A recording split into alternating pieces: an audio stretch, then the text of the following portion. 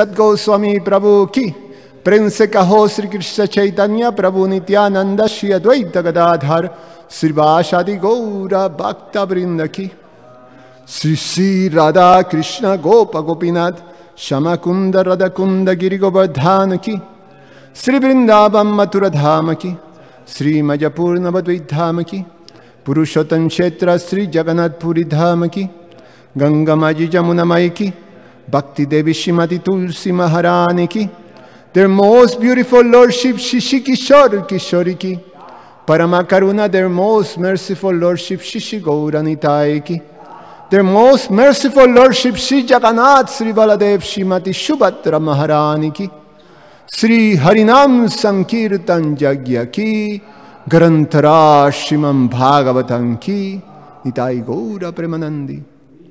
Oh, glories to the assembled devotees. Oh, glories to the assembled devotees. Oh, glories to the assembled devotees. Oh, glories to Shishiguru and Shigoranga.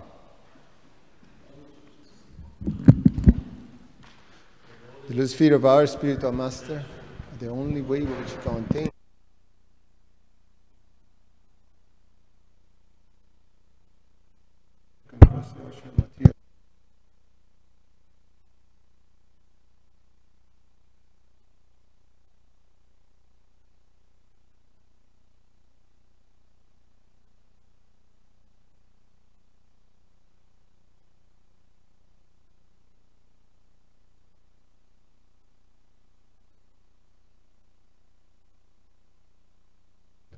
Very scripture sing of his character. Our spiritual master is the ocean of mercy. Friend the poor and our master. O master,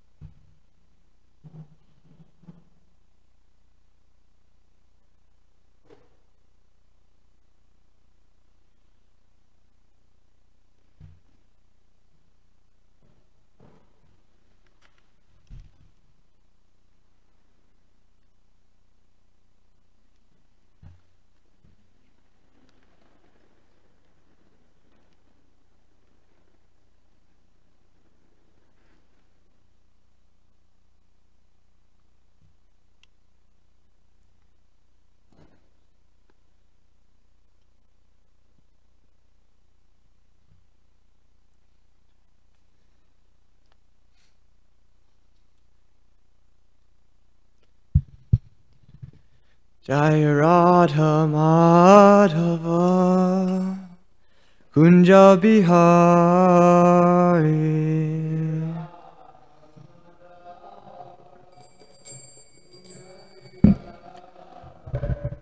Jai Radha Madhava Kunja Bihari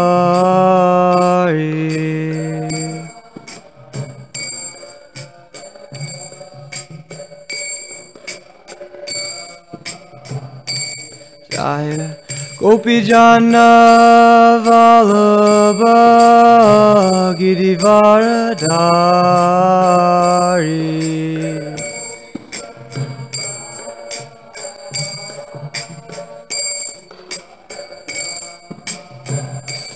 Jaya Gopi Jana Vallabha Girivaradari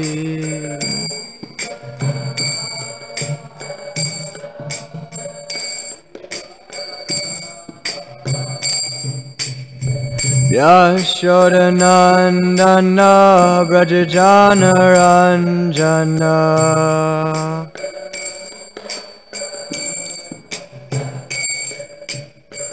Yashodanandana Brajajanaranjana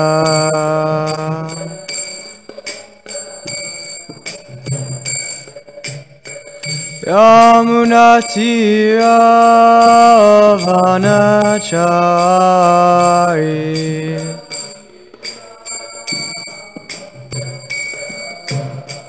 Yamunatira Vanachari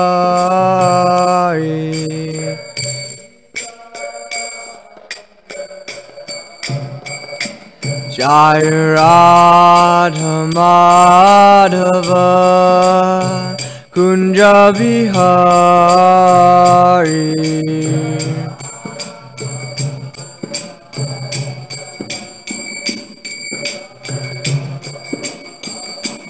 Jai Radha Madhava Kunja Vihari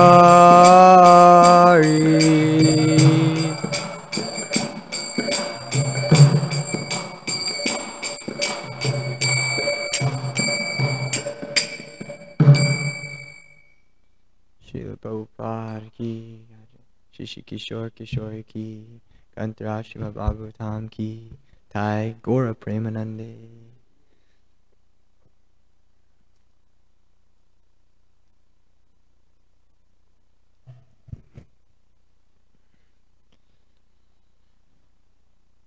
Hi Krishna. Thank you for giving me the opportunity to speak, Subha Prabhu. Hopefully I can say something and I can learn from the experience and say something of value with your blessings. Om Namo Bhagavate Vasudevaya. Om Namo Bhagavate Vasudevaya. Om Namo Bhagavate Vasudevaya.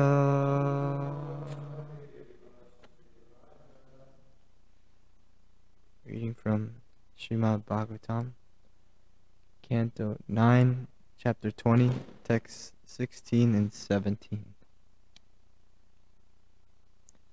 So, you can repeat 16 first. Om ityukte yata dharmam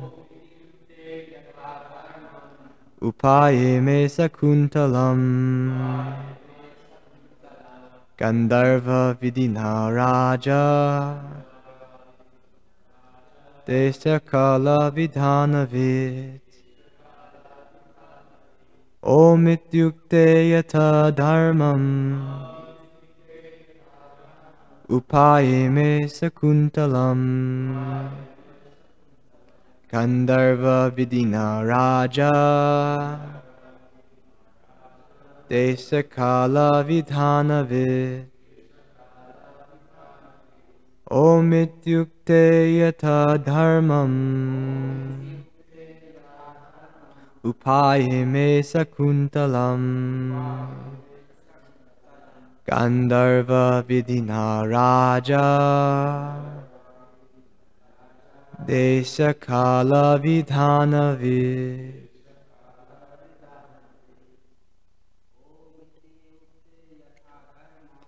Om ityukte yata dharmam upaye me sakuntalam Gandharva vidina raja desakala vidhanavid Om ityukte yata dharmam upaye me sakuntalam Gandharva vidina raja desakala vidhanavid Om ityukte yata dharmam upaye me sakuntalam Gandharva vidina raja Deshakala Vidhanavid. Omityukte yata dharmam upaye me sakuntalam Gandharva vidina raja Deshakala vidhanavi Omiti ukte. By reciting the Vedic pranava,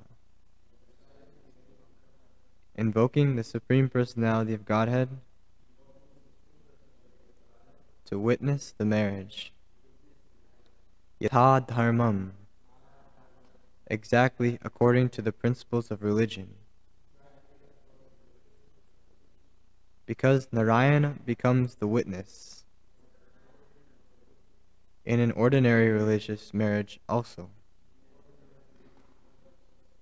Upayeme, he married. Sakuntalam, the girl Sakuntala. Gandharva vidina, by the regulative principle of the Gandharvas, without deviation from religious principles. Raja Maharaj Dushmanta Deshakala Vidhanavit, completely aware of duties according to time, position, and objective. Translation, purport, His Divine Grace, A.C. Bhaktivedanta Swami, Srila Prabhupada. When Sakuntala responded to Maharaj Dushmanta's proposal with silence, the agreement was complete. Then the king, who knew the laws of marriage, immediately married her by chanting the Vedic pranava, Omkara, in accordance with the marriage ceremony as performed among the Gandharvas. Purport. The Omkara pranava is the Supreme Personality of Godhead, represented by letters. Bhagavad Gita says that the letters A, U, M, combined together as Om, represent the Supreme Lord. Religious principles are meant to invoke the blessings and mercy of the Supreme Personality of Godhead, Krishna, who says in Bhagavad Gita that he is personally present in sexual desires that are not contrary to religious principles. The word vidina means according to religious principles. The association of men and women according to religious principles is allowed in the Vedic culture. In our Krishna consciousness movement, we allow marriage on the basis of religious principles, but the sexual combination of men and women as friends is irreligious and is not allowed. Text 17. Amoga viru rajarishir mahishyam viryam adadhe svobhute svapuram yata kalena sutta sasutam. King Dushmanta, who never discharged semen without a result, placed his semen at night in the womb of his queen, Sakuntala, and in the morning he returned to his palace. Thereafter, in due course of time, Sakuntala gave birth to a son. Namo Vishnu Padaya Krishna Prasthaya Bhutale Shrimati Bhaktivedanta Swami Niti Namine Namaste Sarasvati Deve Gauravani Pracharne Nirvishesha Shunyavadi Pashyatya Deshatarne Vanchakalpa Trubhischa Kripa Sinuveva Patitanam Pavanebhyo Vaishnavebhyo Namo Namaha. Jai Shri Krishna Chaitanya Prabhu Nityananda Shri Advaita Gadadhar Srivasadi Gaura Bhakta Vrinda. Hare Krishna, Krishna Krishna, Hare Hare, Hare Rama, Rama Rama, Hare Hare. Hare Krishna. Thank you all for joining. I am officially the most junior devotee in this association, but I've been asked to speak, so please forgive me for being on an elevated seat above it's the service to do. So I'll try to do the service to my best ability to speak. So we're hearing that Maharaj Dushmanta married Shakuntala in the ashram in the forest just by chanting Om. In the first verse, text 16, the Pranava, he invoked the presence of the Supreme Personality of Godhead just by chanting Om, and they completed the marriage according to what is called Gandharva Vidina, the marriage of the Gandharvas. So my understanding is that Maharaj Dushmanta is a highly qualified Kshatriya and very strict follower of Vedic principles. So he has the qualification to perform a marriage like this just simply by chanting Om and marrying her, and the next thing we know that he's giving her a son. So that happened pretty fast. And Srila Prabhupada speaks about how this is allowed, men and women are allowed to associate with each other according to religious principles in Vedic culture. And in our movement, he says that we allow marriage on the basis of religious principles. But the sexual combination of men and women as friends is irreligious and is not allowed. So basically, from the beginning, some of the first things Srila Prabhupada did with his disciples was to get them married, which is pretty interesting. Most of these people, I heard the biography or the book by Mukunda Maharaj, and like most of them weren't even thinking about getting married at all, and then when they met Prabhupada, he's like, you guys should get married. So they got married, and according to like with the Vedic rituals, and so it was a kind of like exciting for them, a different kind of religious marriage than just going to a Christian church and having your family pay a lot of money for a ceremony or something. They got married. Prabhupada married them in a temple in saris and dhotis, and so right away Prabhupada was establishing this this principle of religion. So I wanted to speak a little bit. I'm interested in learning about Varnashram Dharma.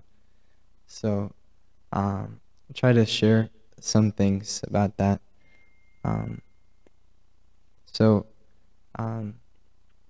Basically, the marriage ceremony, there's four legs of Dharma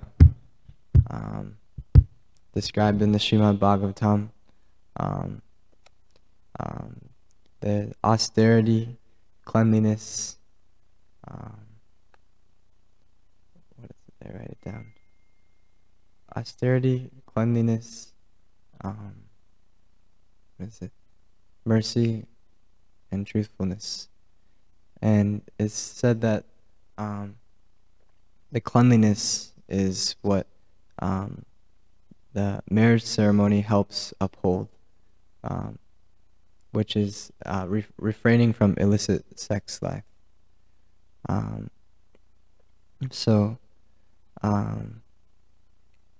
This is a principle of Dharma, and Dharma is meant to uphold and advance society and culture, spiritual culture. So without these principles, there's degradation of culture. So there's certain rules to follow, that give structure to the long-term well-being of society. So without following Dharma, it's just degradation.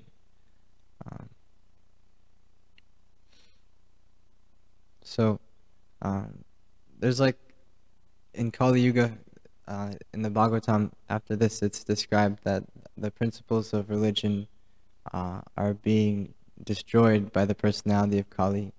There's the narration of the bull of Dharma and the cow being beaten, and Maharaj Parikshit is there. He comes and chastises Kali. And Kali surrenders to Maharaj Parikshit, and he says that, where should I go? And Parikshit Maharaj says you can go to places where there's brothels and gambling, and basically Las Vegas. When I read that, it's like it's basically describing Las Vegas, or any place that like gambling, casinos and bars, slaughterhouses. So these are the things that are irreligious, and it's really, I find meditating on it, how scientific it is to follow the four regulative principles. When we first come to Krishna consciousness, we're told to follow these four regulative principles, but we don't really know. I didn't really realize like how precise and scientific it was to like relieve me of sinful activity and uphold religious principles. Like intoxication, meat eating, illicit sex, and gambling, just these four things. It's like it's like boom, like religious life or irreligious life, or advancement in spiritual life, destruction in spiritual life.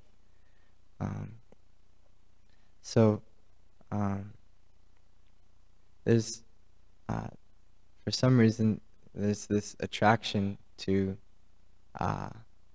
sinful life, like Las Vegas. It's like known as Sin City. My mom has gone to Las Vegas like 2 times in the last like 2 months for some reason.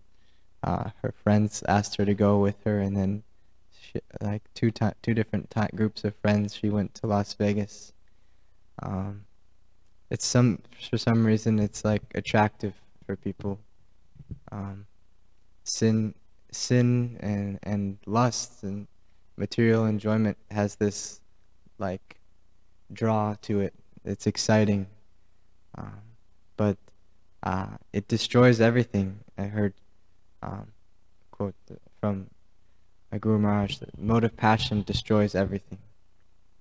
So, but acting according to religious principles seems boring, like getting married. Like for modern age people, it seems like boring, you know, like why would we get married? We can just like do whatever we want. There's this like adventure to sinful life, like this hope that there's fun to it. But when there's not these principles of Dharma upheld, everything is destroyed.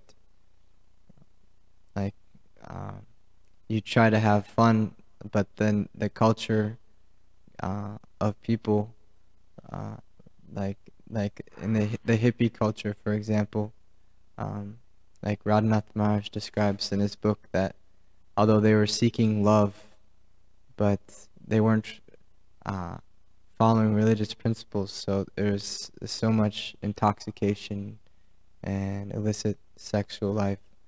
So it was the same problems, but in a different flavor of it.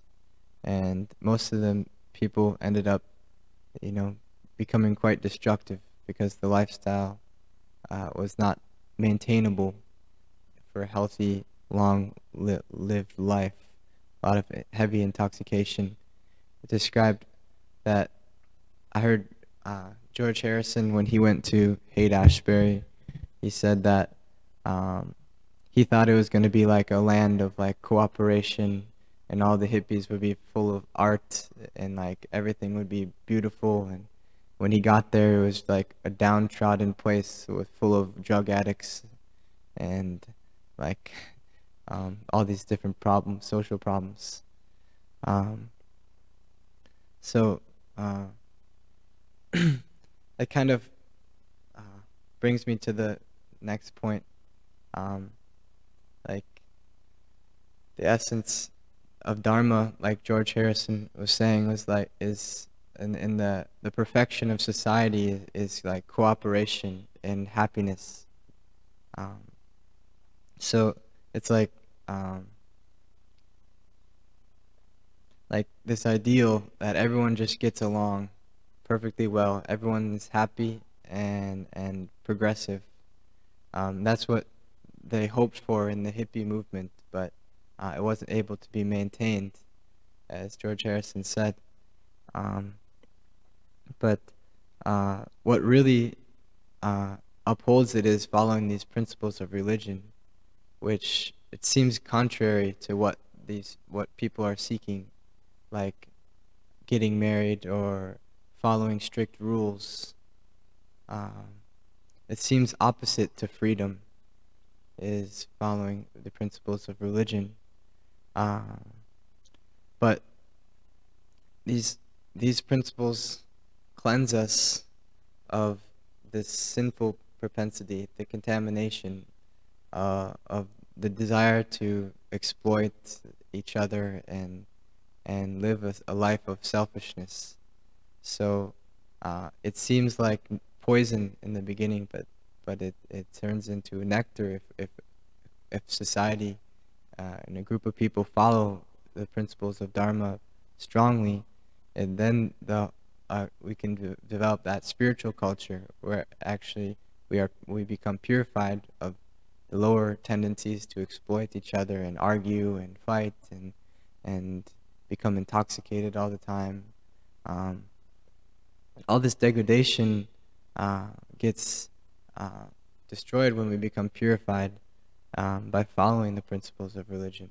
And then that creates this harmony or cooperation among us.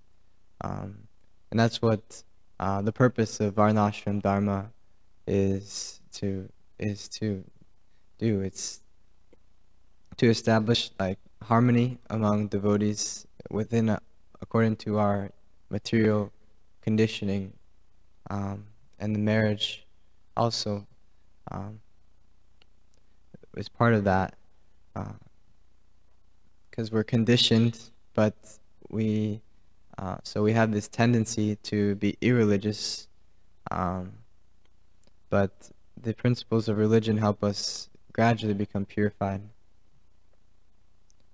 So I'm not sure if I'm boring everybody or if I'm going on the right page here. I'm not super good at speaking, but I'm trying my best. Is anybody? I have some more thoughts, but if anyone has anything to add on this topic of just specifically principles of Dharma, to add it so that we could kind of make it more authoritative. Does anyone have any thoughts by chance? And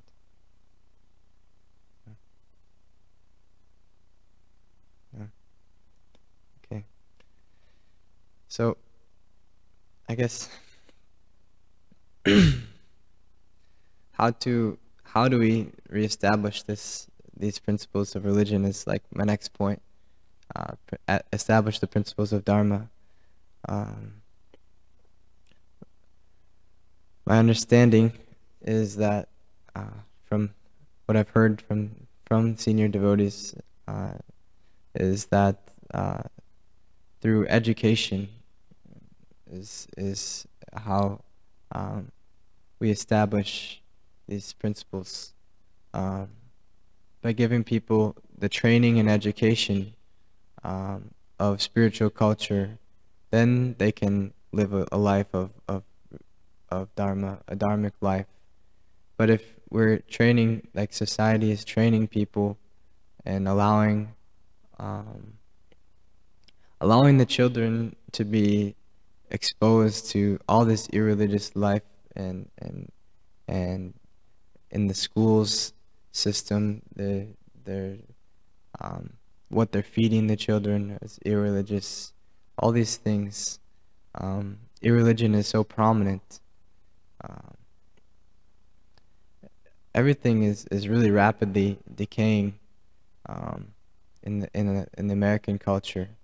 Even like a Chinese Prabhu said, recently in American culture, divorce was rare and considered highly immoral, but now it's very common, and the media and everything in this time is totally irreligious. So how can we expect, like how can the government or any leaders think that like to make progress when the people are being trained and exposed from a young age to such irreligion?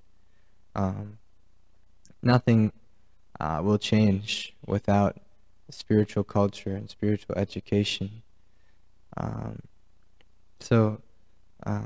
As I've been reading some books by Bhakti Raghava Swami, who's big about Varnashram education, and he had just a short quote I wanted to read from this.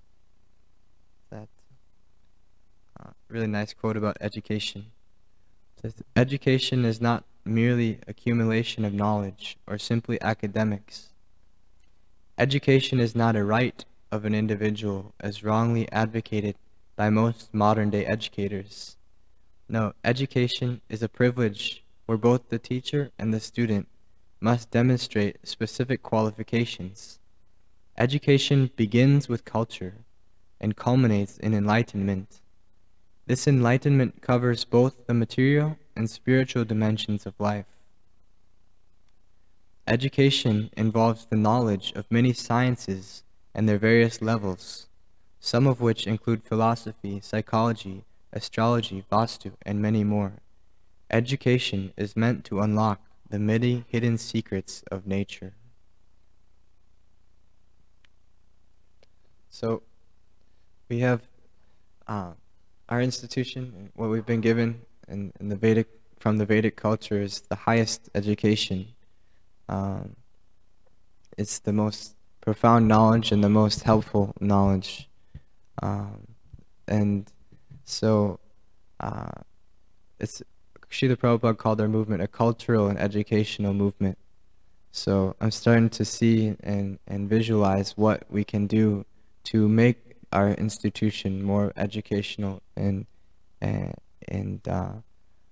like compared to the Christian church. The Christian church also, like Bhakti Raghava Swami himself, as a young child, was raised basically as a brahmachari in the Catholic Church. He was in a boarding school. So he, from a young age, he was practicing strict religious life. And then after that, he met the devotees after some time, after studying college, and then he became a devotee. So he's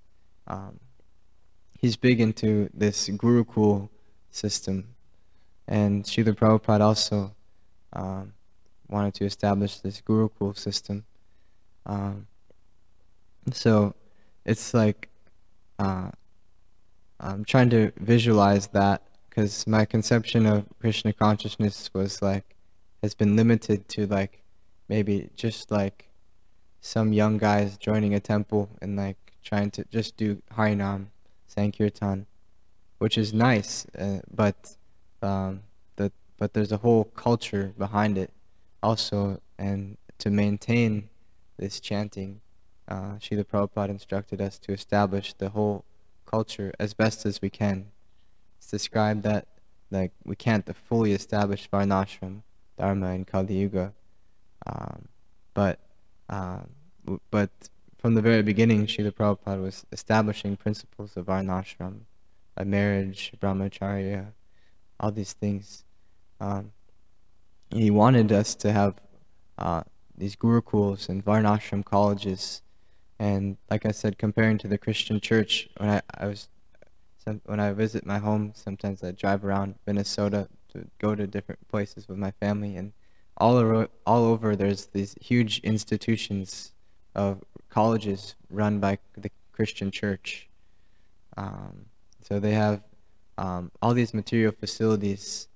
They have like seminaries and then just regular education for material education. It's very common. There's state universities and then there's private universities, which are mostly owned by a church, Christian church. So I feel like that is an emphasis for our institution to emphasize this education, which is not just me making this up, it's what I've been hearing from senior devotees. But I agree with it, and I'm coming to understand the importance of that education and training and culture. So, supporting that or giving life to all that, the life of all this knowledge is the Harinam Sankirtan. It gives us the higher tastes and gives us the happiness that helps us feel enlivened to learn these things. From going from highly sinful to highly cultured is not easy to do, but when we have some excitement or some enjoyment through the Harinam Sankirtan Yagya, then that gives us life to also become cultured and educated according to the Vedas. So that is the Yuga Dharma is chanting together, which also highly involves cooperation and harmony among devotees. We can't do Harinam Sankirtan without cooperation of devotees. I find the best kirtan is when everyone is on the same page and everyone is happily chanting together. Sometimes it's like one person's over there kind of chanting to themselves, one person is over here, and it's hard to, it doesn't feel that excitement. But when the devotees are right in it together, smiling at each other, looking at the deities and just like friendly exchange, and that then there's like the energy together that creates the experience of like Sankirtan. So basically, like the essence of all of this and the essence of Krishna consciousness is to learn how to cooperate with each other and how to cooperate with Krishna. So the Varnashram Dharma is how do we engage in material duty in cooperation with Krishna. The Bhagavad Dharma is to how to engage directly in the service of Krishna and cooperate with Krishna by serving him. So I don't know how this devotee from Michigan, Deva Madhava Prabhu, he came up with these principles, almost translating the essence of Dharma. He calls his project Harmony Collective, and the motto he uses is learning love through cooperation. So I don't know if he's like totally in touch with Super Soul or not, but I find this to be like very precisely what Krishna consciousness is in an English translation. Learning love through cooperation. So we can't become Krishna conscious just on our own, fighting through it. It's all about community and cooperation, and that's how we get through the anarthas, is by learning to cooperate with each other. That's when our anarthas come out, and that's when a very big chance for opportunity for purification.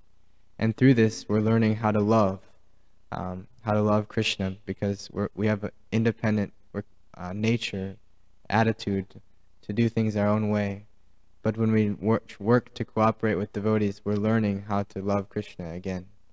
And we're learning how to cooperate with Krishna again, how to cooperate with devotees and work together. And without that, we can't really please Krishna just on our own. We have to learn cooperation. And then the name of his project is Harmony Collective. And harmony is like my favorite English word. I find it like so essential to the existence of Krishna and the reality that we're a part of. And the whole mood of Vrindavan is harmony. It's like everyone is in harmony with each other and with Krishna. And that's where happiness comes from. In the material world, everything opposite of harmony is disharmony. Everyone is competing and for survival. And in the spiritual world, everything is harmonious. So that's my understanding of Dharma, is this harmony and cooperation, and learning to love Krishna through these principles. So those are my thoughts on this topic, trying to speak about religious principles to my best ability, according to this verse, where Dushmanta is marrying Shikuntala according to the religious principle of the Gandharvas, just by chanting Om. So bringing it back to the verse, speaking about marriage and religious principles in general within our institution. Any thoughts, comments, concerns, corrections?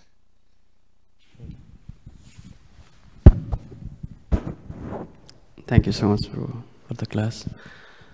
Actually, here is two things is there in the verse. One is Shastra Vidhan. It's a Vidhan Rajan, Gandharva Vidhan. There's a Vidhan,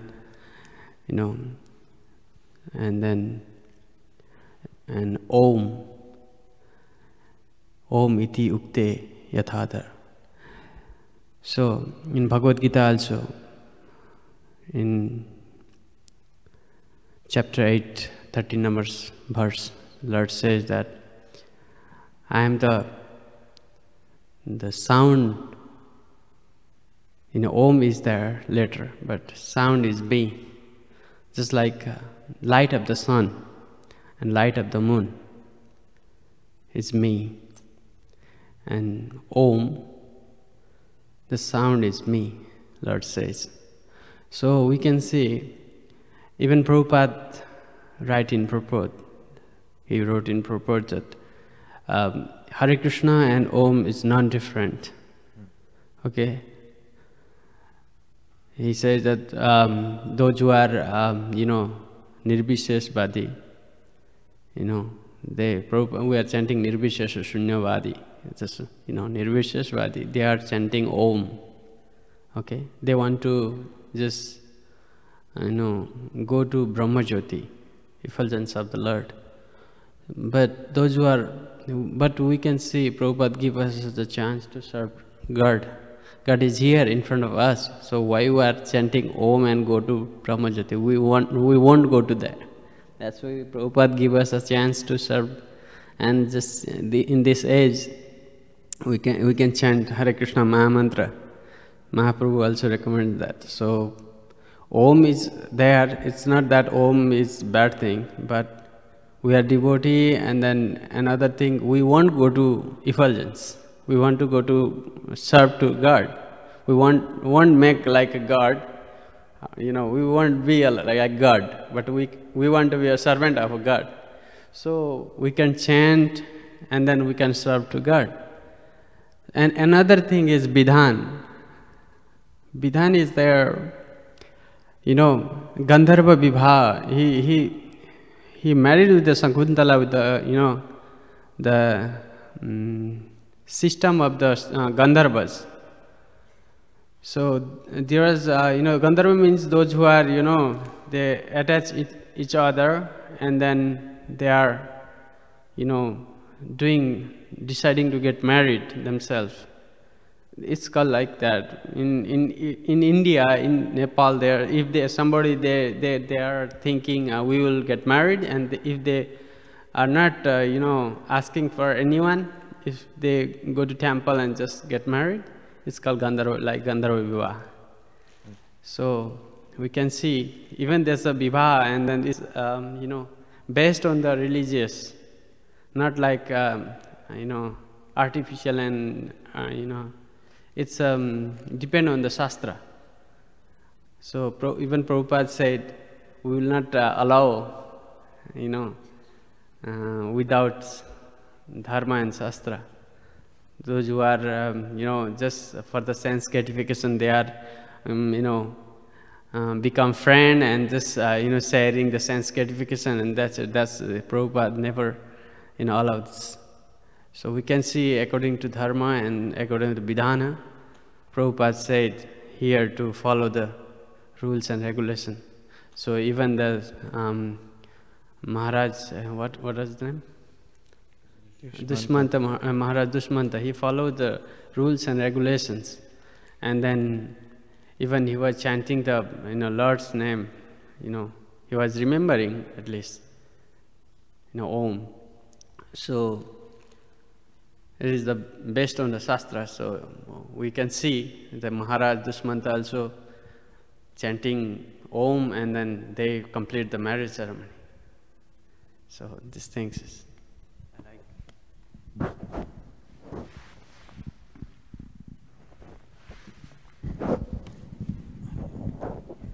I was thinking about that you told something about, what is that called? Education. Educations. Prabhupada had given a very nice statement.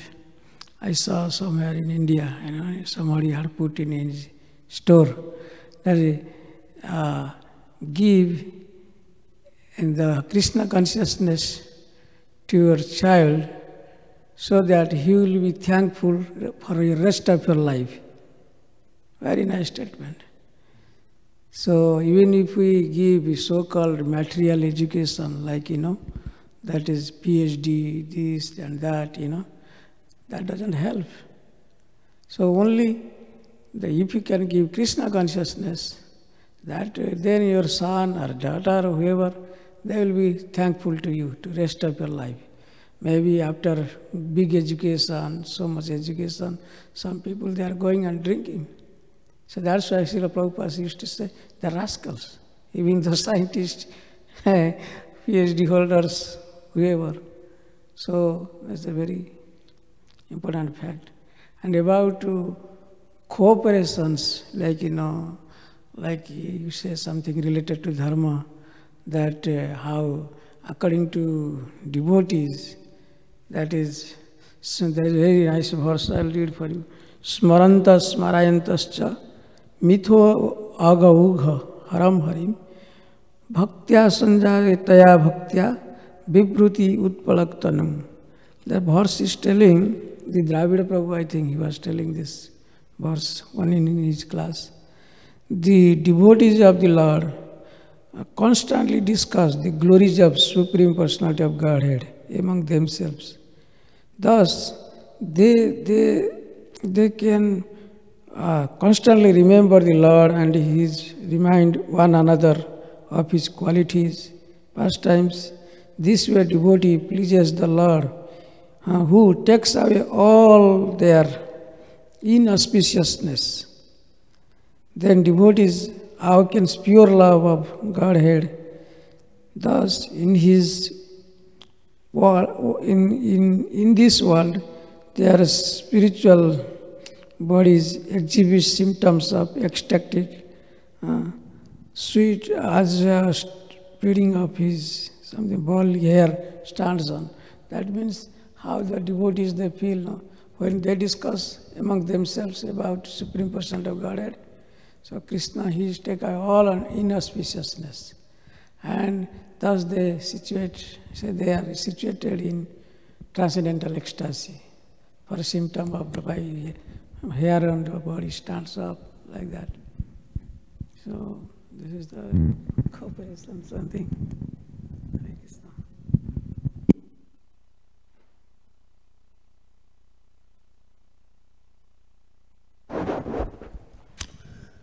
Thank you, Girdhari Prabhu.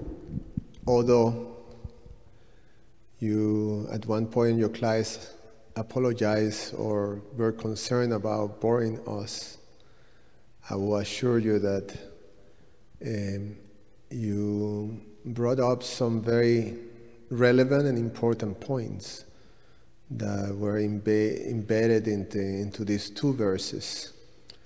One of the things that you started your class with was the high qualification of Maharaj Dushmanta, that he was so knowledgeable of the principles of religion and so have absorbed so much life in the principles of religion that he had the capacity not only to invoke the Lord and create a bona fide, according to religious principles, marriage just by uttering a mantra.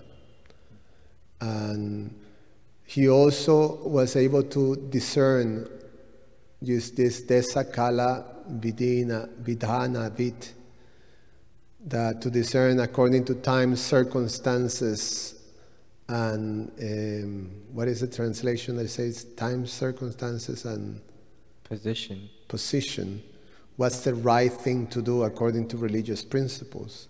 So he have that understanding. So he's an example of a perfect balance of material propensities and religious life and spiritual life. Because the next verse says that he never discharged semen without a proper result. So it was never wasted. He always have the proper result, means that he always was according to religious principles. So although, meaning that every time that he did discharge semen, it was for the purpose of religious principles. So the two things are happening. There's a perfect balance, it's a perfect, and it comes to the point of the cooperation that is there. The cooperation with the Lord's arrangements, directions, and I guess the cooperations that are inbuilt in the whole system, which is a very, very important point. And I wanted also to appreciate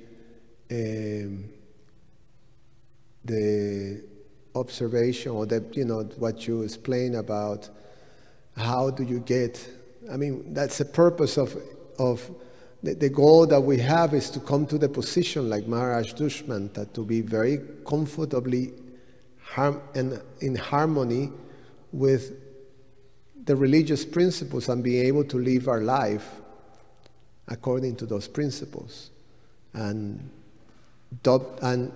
use our propensities under those principles, and then we'll be in complete harmony. How do you learn that? By education.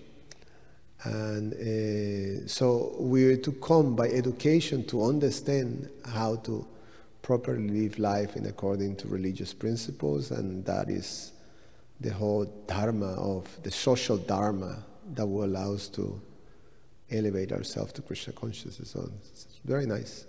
Thank you. Thank you for sharing.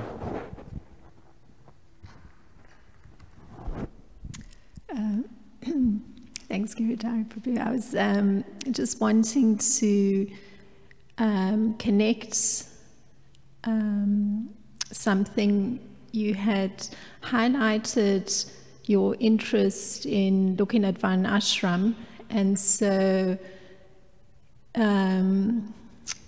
the connection perhaps that's there in relation to what you presented is that this particular king, since he was a Kshatriya, and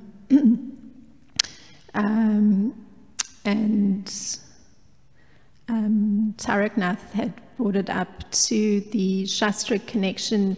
Yesterday and the previous day, the definition was given from the Manu Samhita that the Kshatriya has a particular marriage or a choice of marriage that he can take, and that is this Gandharva marriage. And then the following verse actually mentions the consummation of that marriage, and in the definition from the Manu Samhita that was given, that's actually the purpose of that marriage, that it's done that way. So just the fact that the two occurrences took place the way they did, it's like a perfect illustration of the Gandharva marriage, and in accord with Varnashram, according to that king's positions. I want to just bring up, because of you making that connection with Varnashram.